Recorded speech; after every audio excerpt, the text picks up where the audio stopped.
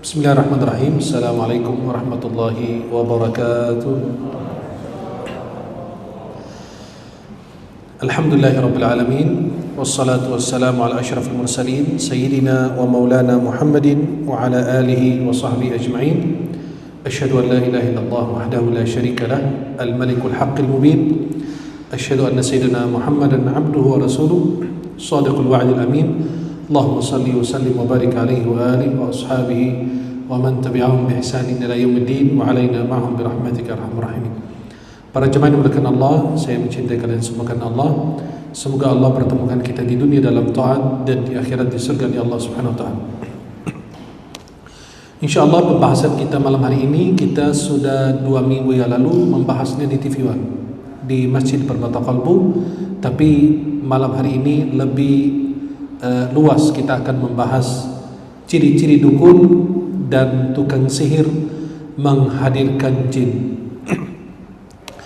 Ada ciri-ciri kalau Anda menemukan di dalam diri orang yang mengaku ruqyah atau ahli ruqyah, maka yakinilah bahwa dia dukun. Nanti kita akan sebutkan ciri-cirinya. Kemudian bagaimana cara si tukang sihir itu menghadirkan jin. Saya tidak akan menjelaskan secara keseluruhan, nanti salah digunakan nanti. Tetapi bagaimana cara si tukang sihir itu mendatangkan atau menghadirkan jin. Dalam istilah bahasa Arab, dukun disebut al-kahin. Istilah lainnya adalah al-arraf, orang pintar, peramal. As-sahir, tukang sihir. Al-munajjim, tukang ramal melalui berbintangan.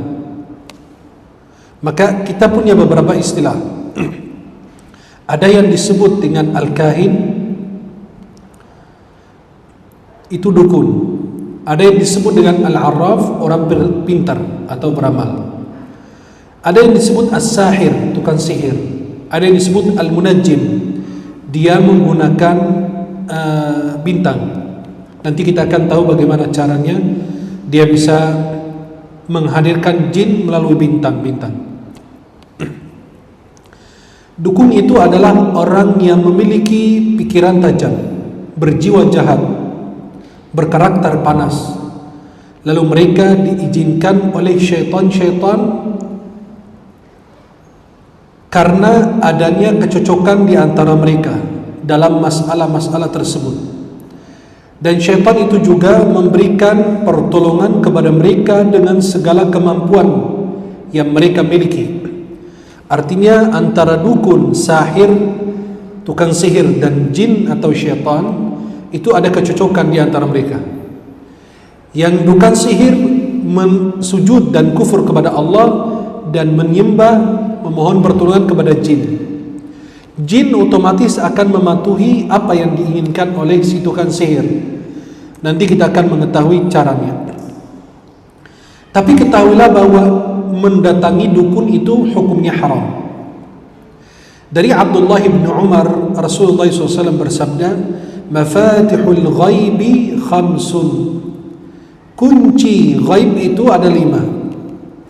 Inna Allah indahu ilmus sa'ah wa yunazzilul ghaitha wa ya'lamu ma fil arham wa ma tadri nafsun madza taksibu ghadan wa ma tadri nafsun bi ayyi ardin tamut innallaha alimun khabir.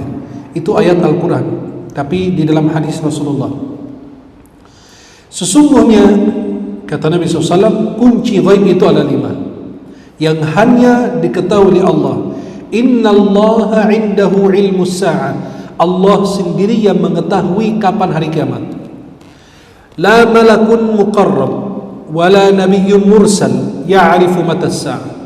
Tidak ada satupun malaikat dekat dengan Allah, termasuk malaikat Jibril, atau nabi dan rasul yang diutus, atau makhluk manapun yang mengetahui kapan hari kiamat terjadinya hari kiamat. Kita semua mengetahui berdasarkan hadis Sahih Muslim dari Abu Hurairah, hari kiamat hari Jumat. Tapi kita tidak mengetahuinya Jumatnya berapa, tahun berapa, bulan apa. hanya diketahui oleh Allah. Innallaha 'indahu 'ilmus sa'ah. Sesungguhnya yang mengetahui ilmunya hari kiamat, pengetahuan hari kiamat Allah. Tapi Nabi SAW sudah beritahukan tentang tanda-tandanya, tanda kecil dan tanda besar. Ada tanda-tanda yang sudah terjadi. Ini termasuk fikih hari kiamat atau fikih tanda-tanda hari kiamat, yang ustadz kadang-kadang ya berbicara tanpa dalil, membuat menakut-nakuti orang. Ka'bah sudah kosong berarti udah kiamat. Padahal Ka'bah kosong itu bukan kiamat, karena Ka'bah pernah puluhan tahun kosong, tidak ada yang haji, tidak ada yang umrah. Tetapi Ka'bah kosong itu bukan tanda hari kiamat, tetapi nanti Ka'bahnya hancur baru hari kiamat. Karena Nabi SAW mengatakan, aku melihat Dhu Aswaiqataini menghancurkan Ka'bah satu persatu batunya dihancurkan oleh Dhu Aswaiqataini tersebut. Maka ketika Ka'bah hancur berarti udah nggak ada dunia, sudah kiamat, itu mau kiamat. Maka ada tanda hari kiamat itu terbagi menjadi dua, tanda kecil dan tanda besar. Tanda kecil ada yang sudah terjadi, ada yang belum terjadi, ada yang sudah terjadi dan terus menerus terjadi. Seperti pasar, banyak perempuan, dan itu tanda hari kiamat kecil. Dan ada pembahasan lain, kita bisa suatu waktu membahas tentang fikih hari kiamat atau fikih tanda hari kiamat. Wa yunazzilul ghaitha, Allah sendiri yang mengetahui kapan turunnya hujan. Maka kalau kita perkira-kirakan itu cuaca saja, diperkira-kirakan besok hujan, tapi tidak ada kepastian. Kadang-kadang mendung tapi cerah langsung, kadang-kadang cerah udah keluar matahari dan tiba-tiba hujan. Itu Allah Subhanahu wa taala yang berkehendak semua. Wa ya'lamu ma fil arham, Allah sendiri yang mengetahui apa yang di dalam rahim. Orang protes, sekarang bisa kita tahu jenis kelamin itu laki atau perempuan, bukan itu maksud Allah. Wa ya'lamu ma fil arham, yang sudah terjadi ketika usia kandungan itu, usia janin itu 4 bulan 120 hari. Apa? Ketika mencapai usia 4 bulan 120 hari, Allah utus malaikat meniup roh pada janin tersebut. Kemudian menetapkan 4 perkara: umurnya, ajalnya, rizkinya, hidup bahagia atau sengsara. Itu yang dimaksud Allah mengetahui apa yang di dalam rahim. Maka kadang-kadang manusia itu mengaku bisa mengetahui, salah, belum tentu pasti juga. Kadang-kadang nggak akurat, dia bilang laki keluarnya perempuan, kadang-kadang bilang perempuan keluarnya laki-laki, ya. Dan pernah seorang perempuan di Mesir itu terjadi, dan belum lama saya baca beritanya, seorang ibu-ibu minum obat agar tidak mempunyai keturunan, ternyata hamil juga, padahal minum obat. Pas janinnya itu keluar, dia genggam tangannya seperti ini. Pas dibuka, obat-obatan yang diminum ibunya. Kalau Allah berkehendak, jangan, tidak ada yang mustahil. Innama amruhu idza arada syai'an ay yaqula lahu kun fayakun. Kalau Allah berkehendak, tidak ada yang bisa. Allah berfirman awal surat Fatir ayat kedua. Allah Subhanahu wa taala mengatakan, ma yaftahillahu linnasi min rahmatin fala mumsika laha wa ma yumsik fala mursila lahu min ba'di wa huwal azizul hakim. Kalau Allah bukakan pintu rahmat, tidak ada satupun makhluk yang menahannya.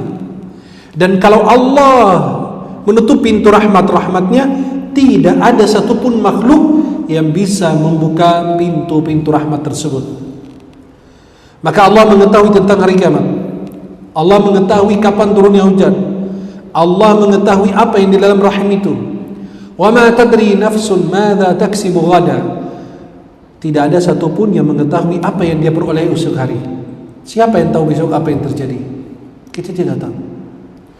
Wa ma tadri nafsun bi ayyi ardin tamut. Tidak ada yang bisa tahu di mana dia akan wafat. Kiai Maimun Zubair, siapa yang tahu beliau akan wafat di Makkah? Dikubur di kuburan Makkah Al-Mu'alla. Siapa yang tahu? Padahal beliau tiba-tiba aja mau haji. Subhanallah, kalau Allah berkehendak. Grand Sheikh Al-Azhar, Dr. Muhammad Sayyid Tantawi rahimahullah, sebelum Grand Sheikh yang sekarang, yang sekarang namanya Dr. Ahmad Al-Taib, yang sebelumnya namanya Dr. Muhammad Said Tantawi, punya tafsir namanya Tafsirul Wasit, dan punya beberapa kitab karena beliau ahli tafsir. Tafsirul Wasit 15 jilid. Beliau punya kitab satu jilid itu terbaik yang beliau tulis adalah Bani Israel di dalam Al-Quran dan Sunnah. Ya, Bani Israel fil Quran was Sunnah. Itu kitab terbaik tentang menjelaskan tentang ciri-ciri orang Yahudi. Gambaran satu jilid besar. Dan beliau punya fatwa dan kitab-kitab yang lain. Beliau itu wafatnya di Saudi dan dimakamkan di kuburan Baqiyah. Subhanallah, luar biasa. Padahal banyak orang menghujat beliau, menghabis-habisi beliau, ternyata meninggal di tempat yang baik dan dimakamkan di sekitar area ada makam Rasulullah, ada makamnya para sahabat dan keluarga Rasulullah SAW. Maka kita tidak tahu di mana kita akan wafat. Kemudian ada hadis satu lagi. Nabi SAW bersabda, "Man ata 'arrafan fasa'alahu 'an syai'in lam tuqbal lahu salatun 40 laila." Barang siapa mendatangi al-arraf, ya, peramal atau orang pintar, lalu bertanya kepadanya tentang sesuatu, tidak akan diterima darinya salat 40 hari. Memang salatnya enggak diterima. Imam Abu Zakaria Muhyiddin Abi Zakaria An-Nawawi dalam syarah Sahih Muslim, beliau mengatakan bukan maksudnya adalah tidak diterima, tetapi apa penjelasan beliau? Kata beliau, salatnya selama 40 hari tidak ada pahalanya. Gugur kewajiban salat, sudah gugur dan tidak wajib diulang lagi, tetapi tidak ada pahalanya, sia-sia salat selama 40 hari. Hadis Sahih Muslim.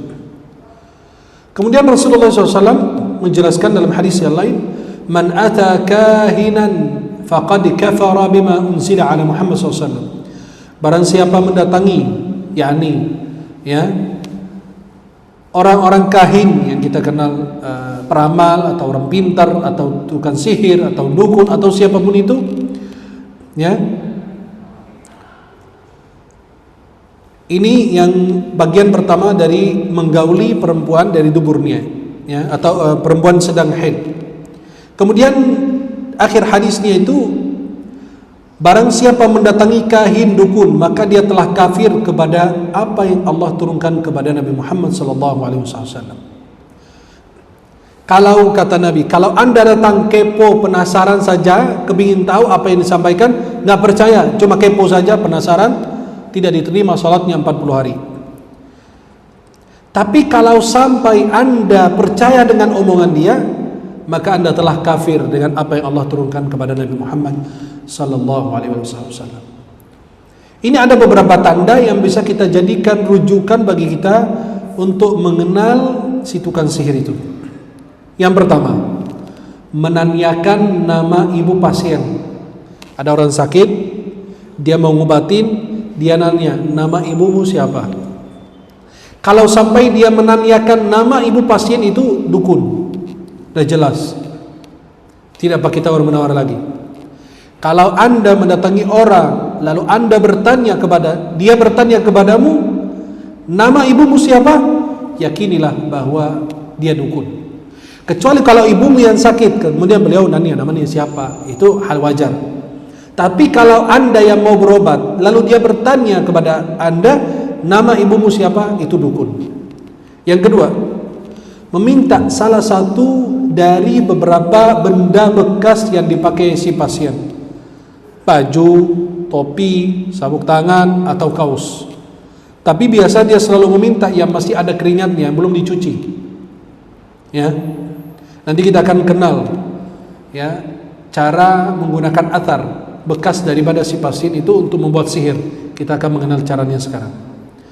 Maka yang pertama menanyakan nama ibu pasien itu, yang kedua meminta benda bekas daripada si pasien tersebut yang masih ada keringatnya, yang belum dicuci.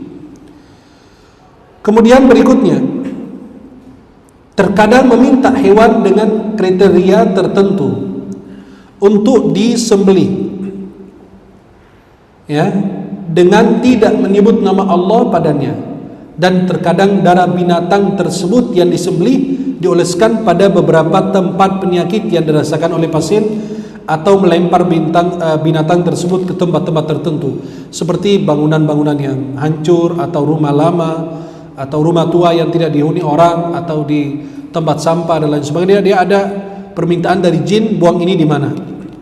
Dia ketika menyembelih, kalau kita bilang bismillah, kalau dia tidak menyebut nama jin tersebut, berarti dia sudah kufur. Maka dia kadang-kadang meminta kriteria tertentu, dan kita kenal banyak dukun-dukun di Indonesia itu kadang-kadang minta ayam hitam atau kambing warna apa, sapi warna apa gitu ya. Kita sudah mengenalnya hal demikian. Dia meminta warna-warna tertentu, biasanya kebanyakan hitam. Kemudian dia disembelih bukan menggunakan nama Allah, tapi menggunakan nama jin.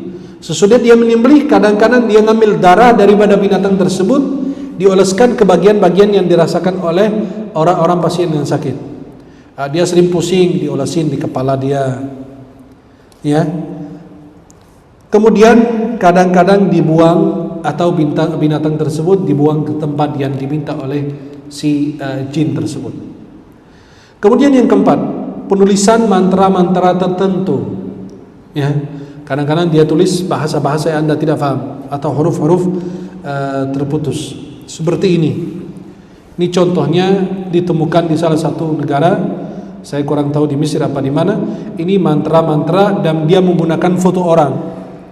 Dia ingin membunuh orang, ingin mencelakai mata orang, dia tulis, ambil gambarnya, ditusuk, dibacain mantra-mantra, orang itu matanya rusak, atau biar dia terkunci, nggak bisa apa-apa.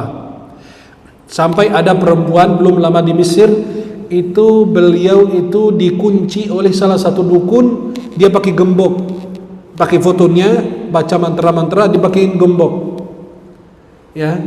Dan wanita itu tidak bisa buang air kecil maupun air besar, nggak bisa. Akhirnya beliau meninggal. Maka sihir itu sangat berbahaya, dukun itu sangat berbahaya. Kenapa? Bisa membunuh orang lain. Yang kelima, membaca jimat-jimat dan mantra-mantra yang tidak dapat dipahami. Kadang-kadang ngomong bahasa di depan kita yang kita tidak dapat pahami. Yang keenam, memberi suatu pembatas yang terdiri, ya, dari 4 bersegi kepada pasien yang di dalamnya terdapat huruf-huruf dan angka-angka. Itu ada gambar, kadang-kadang dia tulis, saya tidak menampilkannya. Itu kadang-kadang dia menulis, dan orang tersebut di situ ada gambar bersegi, ada angka-angka atau huruf dan lain sebagainya. Kemudian yang ketujuh, dia menyuruh pasien untuk mengurung diri dari orang-orang untuk waktu tertentu di suatu ruangan yang tidak dimasuki sinar matahari. Dia meminta kamu masuk ke salah satu kamar untuk waktu tertentu, kamar tersebut tidak dimasuki oleh sinar matahari, tempat gelap. Kemudian yang kedelapan, terkadang sebenarnya itu menyuruh pasien untuk tidak menyentuh air untuk waktu tertentu. Jika ada seorang yang Anda merasa bahwa ini ahli ruqyah, kemudian Anda datang dan dia bilang, kamu tidak boleh menyentuh air selama seminggu atau 3 hari, nggak boleh mandi, nggak boleh wudu, nggak boleh apapun itu. Kata ulama bahwa ini jin yang minta ini kepada si dukun, berarti itu jin Nasrani, Kristen. Maka meminta agar orang tersebut tidak menyentuh air selama waktu-waktu tertentu. Kemudian memberi beberapa hal pada pasien untuk ditimbun di dalam tanah, seperti mantra-mantra atau tulisan atau apa, kemudian minta untuk ditimbun di dalam tanah. Kemudian yang ke-10, memberi pasien beberapa kertas untuk dibakar dan mengeluarkan asap. Nah, itu diantara ciri-ciri dukun. Para jemaah yang dimuliakan Allah, berkumar kami dengan kata-kata yang tidak dapat dipahami. Kadang-kadang berbicara bahasa yang Anda tidak pahami, bukan ayat Al-Quran, bukan hadis Nabi dan lain. Yang ke-12, si penyair itu juga menuliskan untuk pasien beberapa huruf terputus-putus di sebuah kertas yang kita kenal jimat, atau di lembangan, ya, lalu menyuruh si pasien tersebut melarutkan dan meminumnya. Kadang-kadang ada tulisan kertas, di situ ada jimat tulisan untuk memasukkannya di dalam gelas air kemudian diminum, atau buat mandi atau disiram dan lain sebagainya. untuk bisa memberikan sembuhan. Bagaimana tukang sihir itu? Kan kita sudah mengenal siapa peramal, tukang sihir, sahir, atau kahin, dan lain sebagainya. Dan kita sudah mengenal ciri-ciri mereka, ciri-ciri seorang dukun. Bagaimana tukang sihir itu menghadirkan jin? Ya, jangan ditiru. Itu cara pertama. Kita udah jelaskan di TV One, tapi di sini lebih luas kita akan membahasnya. Yang pertama namanya tariqatul iqsam. Tariqatul iqsam itu bersumpah atas nama jin dan syaitan. Seperti apa? Menurut cara ini, tukang sihir akan masuk ke ruangan yang gelap, lalu menyalakan api, dan kemudian di atas api itu diletakkan semacam dupa yang kita kenal bukhur, sesuai dengan objek yang diminta. Jika dia ingin melakukan pemisahan atau permusuhan dan kebencian atau semisalnya, maka dia akan meletakkan di atas api tersebut dupa yang mempunyai bau yang tidak sedap. Maka kalau si dukun tersebut itu melakukan cara sumpah, masuk ke kamar gelap, menggunakan api, dia kasih bukhur. Kalau dia ingin memisahkan antara suami istri atau bersaudaraan atau merusakkan hubungan orang, dia pakai bukhur yang baunya tidak sedap. Tapi kalau dia jika hendak mempertemukan cinta atau melepaskan ikatan yang menghalangi suami mencampur istrinya atau untuk menghilangkan sihir, maka dia akan meletakkan dupa yang mempunyai bau yang wangi. Artinya apa? Biasa kalau orang jatuh cinta sama perempuan, cintanya ditolak, cinta ditolak, dukun bertindak kan? Ya, maka didatangin dukun. Nah, saya ini mau sama wanita ini. Terus kenapa kamu mau? Jangan maksa dia. Ya, jangan, boleh memaksa. Ya, dalam cinta itu seperti agama, tidak ada paksaan di dalamnya. Nggak boleh maksa orang mencintai kita. Ya, jangan memaksa orang untuk meluk jiwa kita, karena cinta itu seperti agama, tidak ada paksaan. Agama itu tidak boleh ada paksaan. Masa cinta juga dipaksa? Ya, pernah saya menemui anak muda usia 19-20 lah, dari pedalaman di Jawa, datang ke Jakarta. Beliau itu bukan pacaran sih, dia mencintai salah satu wanita di kampung beliau. Wanita itu mungkin cantik, dia ya begitulah. Akhirnya wanita itu menolak cintanya. Dia datang ke dukun, belajar ilmu hitam atau dikasih amalan agar wanita itu jatuh cinta sama dia. Malah laki-laki itu nggak kuat, itu kehajar dia sama jin. Jin itu malah menghajar si anak bodoh itu. Akhirnya dia disuruh ditelanjang di dalam kuburan tengah malam.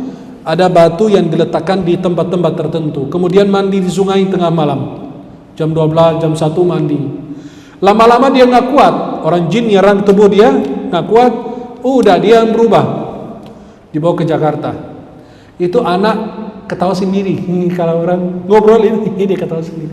La ilaha illallah. Kita duduk sama dia aja kita udah gila. Setiap sebentar ketawa. Kita orang ketawa sendiri. Nggak berhenti merokok. Malam hari nggak tidur, cuma duduk aja udah sendiri. Kalau masuk kamar mandi, nggak bakalan keluar dari kamar mandi sampai mereka matikan air dari luar. Kalau air udah dimatikan, berarti air habis, dia baru keluar. Sampai badannya putih bersih. Saking kalau mandi berjam-jam. Malam hari itu dia nggak tidur, sehingga orang yang punya rumah, saudara yang punya rumah itu ketakutan sama dia. Orang kita lagi tidur, dia cekek lehernya, mati kita semua. Orang kan dia nggak sadar diri. Akhirnya subhanallah, saya ruqyah beliau itu selama 3 malam berturut-turut. Saya ruqyah, itu jinnya itu nggak bergerak. Kadang-kadang jin itu memang licik, dia bersembunyi di tempat yang kita tidak akan pegang. Di mana? Di bawah ketiaknya atau di kemaluannya. Waduh, gimana caranya ini ya? Dibacain 3 hari itu nggak keluar-keluar. Pas saya ambil sarung tangan, saya pencet itu tempat. Untung nggak pecah, nggak mati dia. Nah, saya pencet, baru teriak, kurang ngajar, ini dia sini dia ternyata. Akhirnya jin itu yang masuk ke dalam tubuhnya itu masih anak-anak. Waduh, kacau ini, repot lagi. Jinnya masih anak-anak, masih muda lah gitu ya. Akhirnya jin itu sampai ngeluh, dia bilang, saya udah capek dibacain terus. Tolong kasih cara untuk saya keluar. Akhirnya saya tusuk jarinya, dia keluar sama aliran darah. Baru habis itu udah sembuh, udah normal lagi. Saya bilang jangan bertindak lagi, udah taubat kata dia. Udah taubat, besok pacaran lagi, begitu lagi. Ya. Maka itu yang dilakukan seorang dukun. Kalau dia mau memisahkan orang menggunakan bukhur, ya, dia menggunakan bukhur yang baunya tidak sedap. Tapi kalau mau pertemukan orang cinta dan lain, itu menggunakan bau yang wangi. Selanjutnya tukang sihir ini akan mulai membaca mantra yang berbau kesyirikan, yaitu bacaan-bacaan tertentu yang mengandung sumpah kepada jin dengan mengatasnamakan pemuka mereka. Dia jin itu ada tingkatannya, ada atasan, ada bawahan, ada bos, ada miskin, ada kaya dan seterusnya. Maka dia meminta kepada rajanya jin contoh, atau atasannya, kepala suku dan lain, dia meminta pertolongan. Mengatasnamakan pemuka mereka dan meminta mereka dengan menyebut pemuka mereka, sebagaimana hal itu mengundang atau mengandung berbagai macam kesyirikan lainnya, misalnya menggunakan para pembesar jin dan meminta bantuan kepada mereka dan lain sebagainya. Berarti dia menggunakan sumpah kepada apa? Saya memohon kepada kalian dengan nama atasan kalian fulan gitu. Dan itu dia menghafal nama kepalanya jin dan lain sebagainya. Ini cara pertama. Cara yang kedua, tariqatul dzabh. Tariqatul dzabh itu memotong sembelihan, yang kita tadi udah jelaskan juga. Memotong sembelihan, menurut cara ini si tukang sihir akan membawa burung atau ayam atau merpati atau yang lainnya dengan ciri-ciri tertentu sesuai dengan permintaan jin yang sudah menentukan, saya mau kambing warna ini, sapi warna ini, ayam ini, merpati warna ini. Hewan itu adalah yang berwarna hitam pekat. Biasa mereka minta warna hitam, dan hitam betul. Karena jin lebih senang dengan warna hitam. Kemudian dia menyembelihnya dengan tidak menyebut nama Allah di atasnya. Ya, terkadang si penderita akan diolesi darah binatang tersebut, dioles kepada dia di tempat-tempat yang dia rasa sakit, di bagian kepala atau bagian punggung atau kaki dan lain sebagainya. Kemudian dioles kepada dia, diolesi darah binatang itu, dan terkadang juga tidak, tergantung permintaan si jin tersebut. Selanjutnya dia melemparnya ke tempat-tempat pembangunan atau sumur atau tempat-tempat kosong yang sering kali menjadi tempat jin. Kan mereka menentukan, tolong buang ini di sini, kami tinggal di situ, buanglah di situ. Dan pada saat melempar dia tidak menyebut nama Allah. Setelah itu dia kembali pulang ke rumah, lalu membaca mantra-mantra yang berbau syirik, dan selanjutnya menyuruh jin itu melakukan apa saja yang dia inginkan. Berarti menyembelih dulu, kemudian dibuang ke tempat yang mereka minta, lalu dia kembali ke rumahnya membaca mantra-mantra, jin hadir dan dia meminta pertolongan kepada dia. Kemudian at-tariqah sufliyah, ini cara yang paling kejam ini. Melakukan kenistaan. Kenistaan seperti apa? Tukang sihir, mudah-mudahan Allah melaknatnya, secara terus-menerus meletakkan mushaf di kedua kaki dalam posisi seperti sepatu, nauzubillah. Kemudian dengan posisi Al-Quran seperti itu, si penyihir itu masuk WC. Dia menggunakan Al-Quran di plat 2, menjadikan alas kaki untuk dia. Kemudian dia memasuki WC, lalu mulai membaca mantra di dalam WC. Selanjutnya keluar lagi dan duduk di sebuah ruangan. Setelah itu dia akan menyuruh jin untuk melakukan apa saja yang dikehendakinya. Maka jin pun akan segera mentaatinya dan menjalankan semua perintahnya. Tapi dia sudah kafir karena dia sudah menista Al-Quranul Karim. Cara yang keempat, dengan cara najasah, tariqatun najasah kita sebut, menulis ayat-ayat Al-Quran dengan benda najis. Kebanyakan mereka pakai darah haid. Dalam cara ini seorang penyihir akan menulis salah satu surat dalam Al-Quran Al-Karim dengan menggunakan darah haid atau benda-benda najis lainnya. Bayangkan benda-benda najis yang lain, darah haid atau darah nifas atau darah istihadah atau darah binatang atau kotoran atau apapun itu. Dan setelah itu membaca mantra hingga jin muncul, atau selanjutnya dia perintahkan, untuk selanjutnya dia perintahkan apa saja yang dia kehendaki. Berarti dia menulis Al-Quran dengan benda najis, diminta oleh jin tulis surat Ar-Rahman atau tulis surat Yasin atau tulis surat Al-Fatihah dengan darah haid contoh, atau benda najis. Sesudah dia tulis, dia baca mantra-mantra, kemudian jin muncul dan mentaati perintah si tukang sihir tersebut. Cara tangkis seperti ini, ya, sebagian caranya seperti ini. Cara tangkis itu apa? Menulis ayat-ayat Al-Quran secara terbalik. Kan Bismillahirrahmanirrahim jadi Ar-Rahim, Ar-Rahman, Allah, Bis. Jadi terbalik, ya. Ayat Al-Quran ditulis dengan terbalik. Seperti apa? Menurut cara ini, tukang sihir, semoga Allah melaknatnya, menulis salah satu surat Al-Quran Al-Karim dengan huruf-huruf terpisah dan terbalik. Kadang-kadang disambung, kadang-kadang hurufnya dipisah, ya. Dan terbalik, yaitu ditulis bagian akhirnya dulu, baru kemudian bagian awalnya. Setelah dia membaca mantra yang berbau syirik, sehingga jin pun datang, lalu dia menyuruhnya melakukan apa yang dia kehendaki atau apa yang dia inginkan. Itu mantra-mantranya apa? Jangan ada yang bertanya, bahaya nanti kalian, ya.